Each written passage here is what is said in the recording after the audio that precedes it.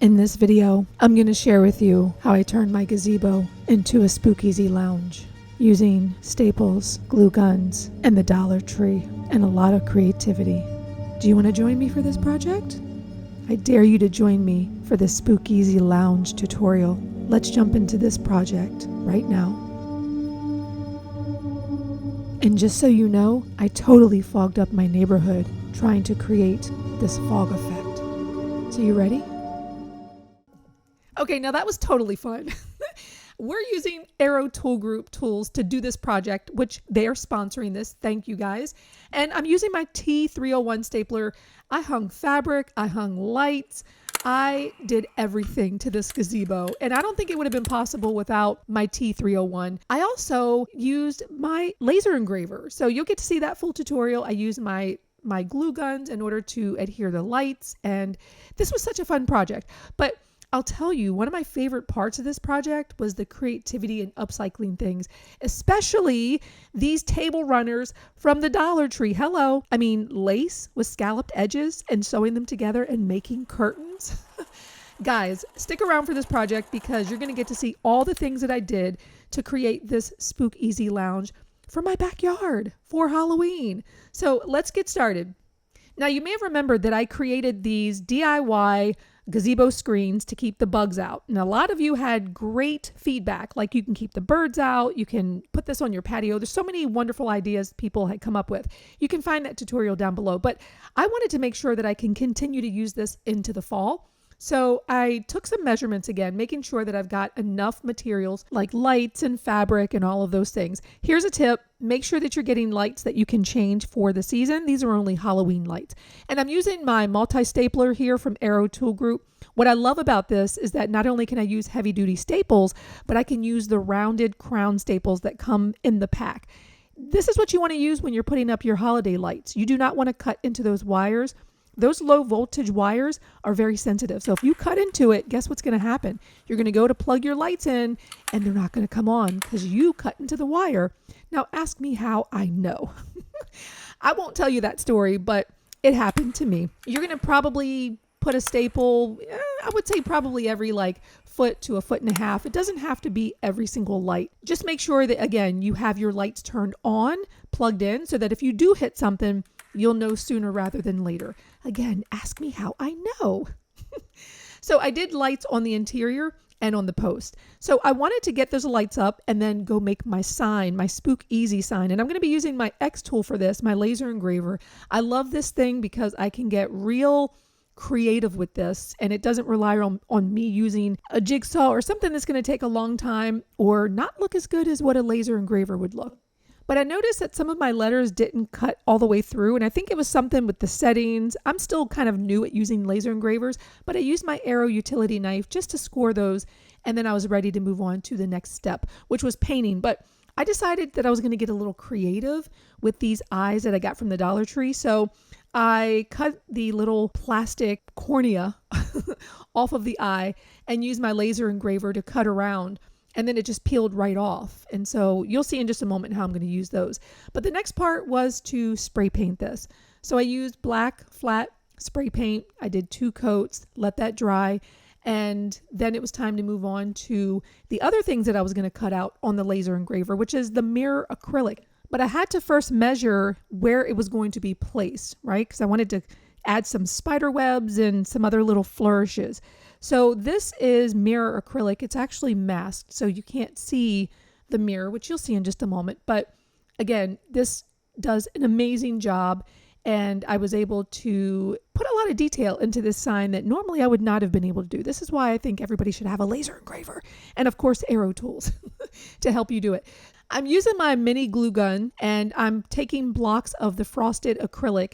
I didn't want to do individual letters because that, again, would take a lot of time. It's easier to do blocks. And when you flip it over, you see that you're going to be able to get a lot of light shining through those letters. And then those eyes that we just cut out, I hot glued those in place as well.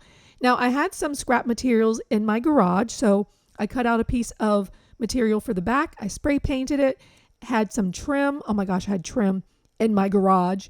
So I used some Java gel stain and I had some other scrap materials. And so I made a frame and then just brad nailed it together So I was left with this part.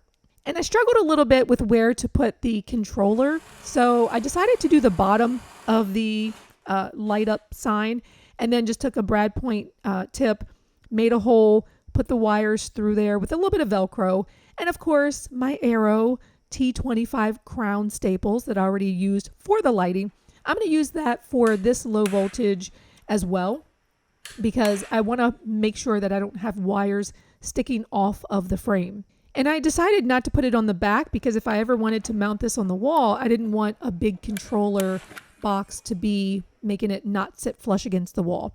So I used some hot glue. First of all, this peels off, but I also wanted to make sure that I was using hot glue. I don't want this to come off inside, because then I'd have to open the whole thing. At first, you see here that I have it kind of around the perimeter. I decided to change it after doing a little test and put it closer to the center, as I'm showing you here, so that it really lights up that SpookEasy Lounge. I added a little bit of wood glue, clamped it, and then used some brad nails to attach it. And you can use just wood glue. Depends on your project, right? And Arrow makes a variety of staplers, and some of them actually shoot brad nails, and they actually make a brad nailer. So for any project that you're doing, they have what you're looking for. And I love how these spider webs up in the corner and the mirror acrylic, like this is my new favorite thing. I love mirror acrylic. It's just hard to cut and to do it flawlessly. So I'm working on that. I added a couple of D-rings on the back. Once that was done, it was time to work on the fabric. Now, I have never draped fabric to make it look like a backdrop, so I struggled with this a little bit. I did use my multi-stapler and tried to fold the fabric and create some sort of volume with it, but it ended up just looking like a very sexy pair of underwear or a diaper. So yeah, but thankfully Arrow makes a staple remover that comes with the kit, and so I removed all of it, which I did not record, and redraped it, and it looked much better, which you can see in the final pictures, but that was actually pretty funny. And this was one of my favorite parts of this project. These are table runners. These are lace table runners from the Dollar Tree for $1.50. When I saw them, I was like, oh my gosh, that is going to be my curtains to frame the gazebo.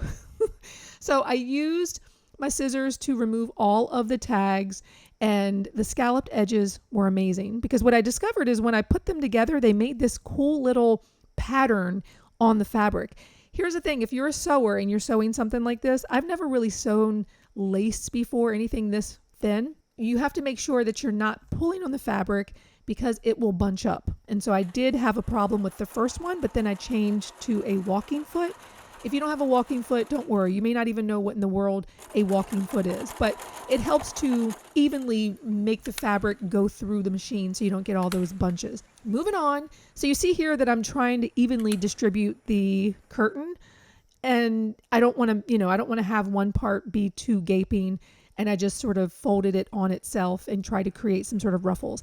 I love the scalloped edge. So when I gathered it and then secured it with again, like a ribbon or something I got from the Dollar Tree, and then stapled it in place, I made sure that that scalloped edge was still visible.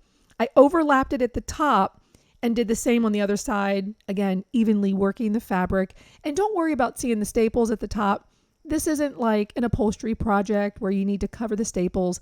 It's fine. It's just for the holidays.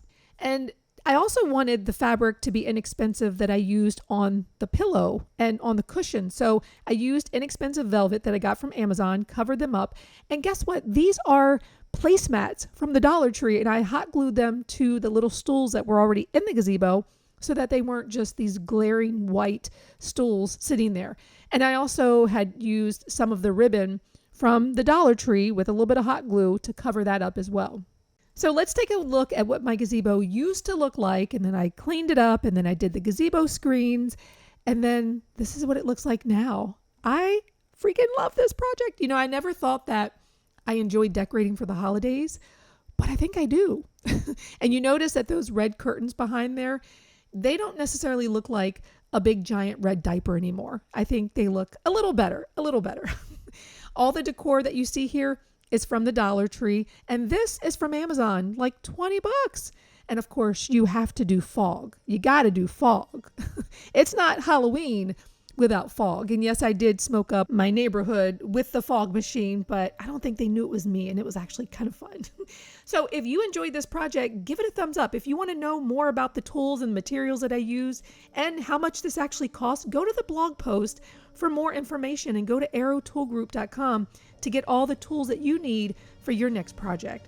So be sure to come back because I got more for you. I'll see you next project. Or will I?